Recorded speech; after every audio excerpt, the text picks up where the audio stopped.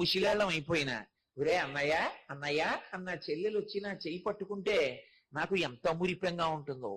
ఇప్పటికీ ఆ పిలుపులో ఉన్న అమృతాన్ని జుర్రుకోవడానికి ఏడాదికి ఒకసారి నేను ఢిల్లీ వెళ్ళి మా చెల్లెలి చేతి అన్నం తిని ఆ పిలుపుని వస్తూ ఉంటాను. అన్నయ్య అన్న పిలుపులో అంత మాధుర్యం ఉంది. అన్నయ్య అనేటప్పటికీ కట్టుబడిపోతాడు.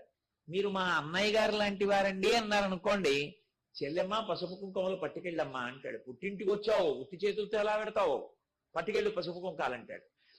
అన్న అన్న మాటకి అంత అనుబంధం ఉంది. రాక్షసత్వం అన్న మాటకు అర్థం ఏమిటంటే ఏ అనుబంధాలలో ఉన్నటువంటి మాధుర్యాన్ని అనుభవించలేకపోవడం. వాడికి కొడుకు పట్ల మాధుర్యం ఉండదు, మనవడి పట్ల మాధుర్యం ఉండదు,